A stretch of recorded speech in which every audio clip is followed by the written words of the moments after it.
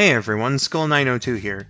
Last September, for the character's 30th anniversary, I released The Good and the Bad, an Amy Rose character analysis. While there were some like-minded viewers, there were others that disagreed, unsurprising since Amy's a divisive character. With this video, I'll be going over some of the criticisms, making some clarifications such as points I should have made or could have explained better in the original video, as well as revising some of those positions since Sonic Superstars, the third update of Frontiers, and Dream Team have come out after the video's release. Let's get started. Number 1. What about Manga, Archie, or Fleetway Amy? As explained at the beginning of the original video, there's two reasons for this. The first is that I don't think these depictions of the character really played a role in how she was portrayed in the games. They're all kinda in their own little world, even post-reboot Archie. The second is time. It already took me quite a bit of time to catch up with the IDW comic to write that section of the original video. Archie in particular has quite a backlog, and Amy debuted in issue 25, out of 290. And that doesn't account for things like the Sonic Universe side comic. Fleetway's not quite as bad in that respect, but they also published bi-weekly instead of monthly, so it's still more than normal. Then of course, with the original manga, there's the added issue of finding a reliable translation. So for these other comic Amy's, maybe someday I'll have a look, but for now it would take too much time considering all the other projects I've got going on. Number 2. Amy in Sonic Heroes. In the original video, I said Amy's depiction in Sonic Heroes was one of the bad ones due to her obsess-over-Sonic tendencies, citing examples such as the pre-fight dialogue with Team Sonic and the Egg Emperor, and just kinda left it at that. Some people in the comments disputed it based on some encouraging comments she makes toward Cream and Big, which I should have pointed out in the video. She even confronts Sonic on Froggy and Chocola's whereabouts during the Team Sonic fight itself. Give back Froggy and Chocola! You won't get away with it! Originally, I dismissed that one because the fight rarely takes so long that you'd actually get to hear it, but that also doesn't mean it isn't there, as one viewer rightly pointed out. I don't necessarily think that they mean Amy's priorities are unskewed, though. It comes across to me like she saw Froggy and Chocola's disappearances as a bonus. She wants to help her friends and find them, sure, but the fact it helps her find Sonic is a pretty big factor, and it's evident with the examples I showed in the original, in my opinion. So it's not quite as bad as I originally thought or other depictions like most of X, but still not that good either. Speaking of X, though. Number 3. You think Amy can't have any rough aspects. Probably the biggest source of disagreement came from how I described her personality and actions in her bad depictions, mostly in Sonic X, and the missteps I cited from the IDW comics. For the record, I stand behind everything I said in the video regarding these examples, and I'm gonna explain why. Let's start with episode 42 of Sonic X. One person claimed I took the moment out of context because Amy apologizes to Chris in the Japanese version. I double-checked, found that she said she was serious, and responded in kind. The reply that I got was that Amy was serious about the situation with Sonic, which I mean, yeah, serious enough to threaten one of her friends and feel the need to apologize for it. Near the end, she does appear to learn her lesson, which would undo some of the damage, but proceeds to drop it after Sonic sidesteps her because he's also an ass in most of the series. Though it did at least give us one of the greatest titles for an officially uploaded Sonic video on YouTube. And I get that alternate universes are a thing too, right? 90s movie April O'Neil is very different from 2012 April, so on and so on. But in X's case, the whole point was for the show to resemble the games that inspired it. As far as those moments with Jewel in the IDW comic are concerned, a comment I received was that the trial by fire moment was, quote, peak Amy, which I gotta disagree with. The part where she pep talks Jewel? Certainly. But I just don't see how publicly peer pressuring her to make up a plan on the fly is a great example of her characterization, especially when being understanding is one of her defining traits, double especially that she knows Jewel is anxious, and triple especially considering how Jewel had been carrying herself throughout the whole trip up to that point. She never outright said it, sure, but the body language and facial expressions on display paint a pretty good picture of how she was feeling faithless in her abilities. Insensitively telling a crowd of increasingly angry people, "Hey everyone, I know who can solve all of our problems, look at her, she's right here," is more on brand for Tangle, not Amy. Then there was the way the transition of leadership in the Restoration was handled, and again, Amy knows Jewel is a worrywart and hasn't battled a day in her life. One particularly argumentative viewer's counterpoint to this was that Amy's enacting some kind of self-preservation and, where Jewel was concerned, wrote in all caps, "She asked for it," which, first and foremost, I sincerely hope isn't how you respond to mistreatment of people in the real world, because that sounds really toxic, and secondly is demonstrably false.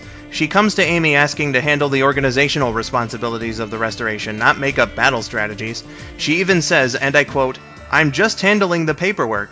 Natalie Fordrain even drew Amy carelessly shoving everything off onto Jewel in the RI cover of issue 31. It's a perfect demonstration of my point. With this in mind, by my estimation, Amy effectively did to Jewel what Knuckles did to her. And I would have been fine with these two moments being in there if there had been any kind of recognition on Amy's part whatsoever. They very easily could have tied these into the confidence arc Evan decided to cut short. The stress of leading the restoration having Amy mistakenly believe the deal with Jewel was different to what they actually agreed to, and perhaps if she had that hypothetical close call win-or-loss against Clutch that I mentioned in the original video, her loss of confidence could have carried itself into relying too much on Jewel to make up a plan during the forest fire. Have Jewel express that it's putting undue pressure on her as well. Then Amy apologizes and they work together to help, raising both characters' belief in themselves. Boom! It's said at the beginning of the third storyline that there apparently was a bit more of a transitional period after Amy threw Jewel under the bus, but it's such a footnote it feels more like Evan put it there as a band-aid on what Ian wrote rather than anything else. Knuckles apologized to Amy for the way he handled shoving off the Resistance's responsibilities onto her, and that's great, I like that, and I think Amy should apologize to Jewel for that as well. Another viewer argued that I can't let Amy have any edge, and that's not true either, although I will say I should have included these examples of her being super angry while still being in character. In Sonic Riders she was alright, makes a single weird comment to Sonic but is otherwise helpful and supportive throughout the story. When Sonic unnecessarily risks seriously hurting her to stop Eggman, I can't exactly blame her for how pissed off she is afterward.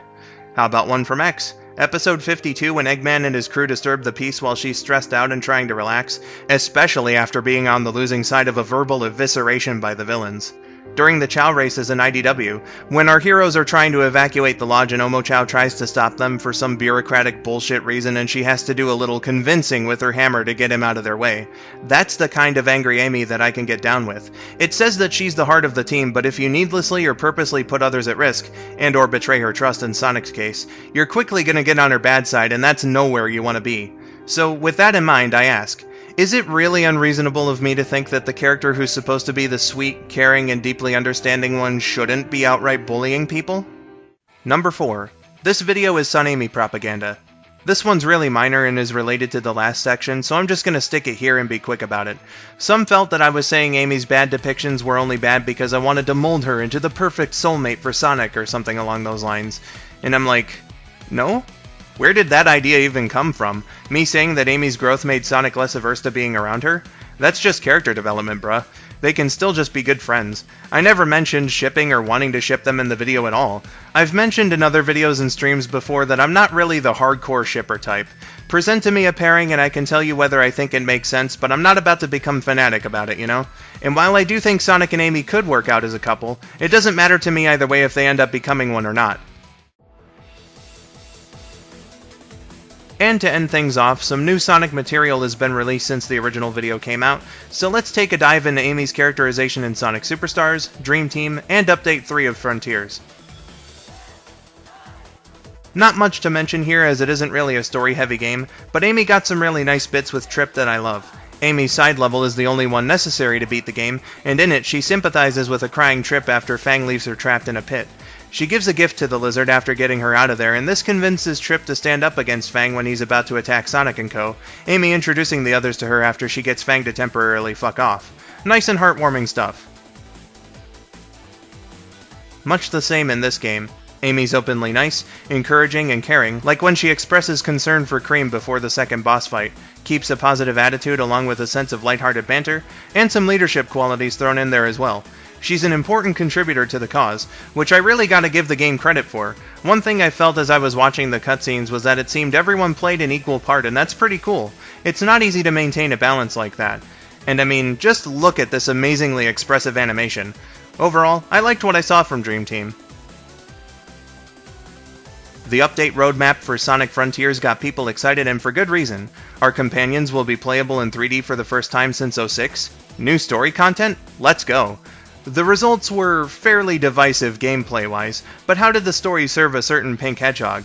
Personally, I think Amy's portrayal was mostly a continuation of the traits I liked about her in the base game, so there's not much to mention about the pros. She shows concern for her friends, wants to keep the Coco safe, risks herself to do so, good shit. There are, however, two moments in here that don't sit quite right. First is relatively minor because it doesn't hurt Amy's characterization at all, but rather takes away from what they were building up with Tails. After Sonic completes the first 4 trials, the end looms closer. Tails is worried about the Coco and Knuckles wants to kick some ass. Amy gets them to simmer a bit and regroup, drawing up the plan for the 3 of them going forward. While I think the idea of that is fine and in character, consider that Tails has been doubting himself since he got freed on Chaos Island. I think it would have served the plot a bit more if he had a boost of confidence by this point and played the role Amy did in that cutscene. Just wasn't the right circumstance, I feel. The one I really disagreed with was, when playing as Sonic, you can find and talk to Amy in the hub. The very first thing she says in this exchange is, and I quote, "I'm not just a damsel in distress anymore." That comes off to me like she believes Sonic doubts her ability, which feels so wrong. Sonic's not the kind of guy, in my opinion, that would dismiss anyone who had the ability or potential to do good. He's generally pretty encouraging in that department, and even earlier in the base game tells her that he wants to hear all about the adventure she plans to go on after the whole thing is said and done. On Amy's part, considering how this attitude of his partly inspired her to become a hero herself, not to mention her understanding side, she would be well aware of that. Unless this whole conversation was brought about by an extremely momentary bout of insecurity or something, it just doesn't make sense to me. Hopefully I did a good job of further explaining my viewpoints and how I eased up on some of them, even for those who don't agree. And to those people, you're perfectly valid. Everybody's got their own opinions. Another creator released an analysis of Amy only a couple days after my video, wondering why she wasn't so bubbly in Frontiers and contending that the line about spreading the kind of love she saw in the flashback to the world made no sense. To that I say tonally, Frontiers just wasn't that type of game, and I think it was pretty clear she meant the kind of love that would have 2 people ignoring all the troubles around them to find comfort in one another. But that's just me though. At the end of the day, as long as you aren't using your opinions to shit on those of other people, it's all good. For real, there was a person who went through the entire comments section on a different video of mine picking fights with anyone who even slightly disagreed with them. That's shitty behavior. Don't be like that. Everyone's free to like or dislike a character whichever way they choose. That's just about it for this one. Those are my thoughts on Amy's character writing. In my opinion, it's looking pretty good at the moment, and hopefully stays that way for years to come.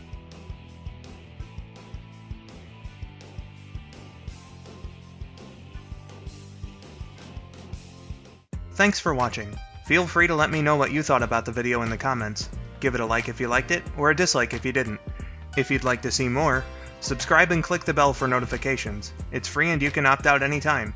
Here's a playlist with similar content, and my Twitter. I've been Skull902, thank you again for watching, and have yourselves a wonderful day. Couldn't find anywhere else to put this, but another argument I got in the comments of the previous video was that I was okay with Knuckles getting bullied because I had no problem with him and Sonic bantering like in Frontiers. I don't see how that equates to me thinking Sonic dismissing Knuckles' concerns on the shuttle in SA2 or the Blue Typhoon crew stealing the Master Emerald in X is fine and dandy. Like, it's very clearly not. This was the same person who was cool with Amy mistreating Jewel, by the way. Funny how that works out.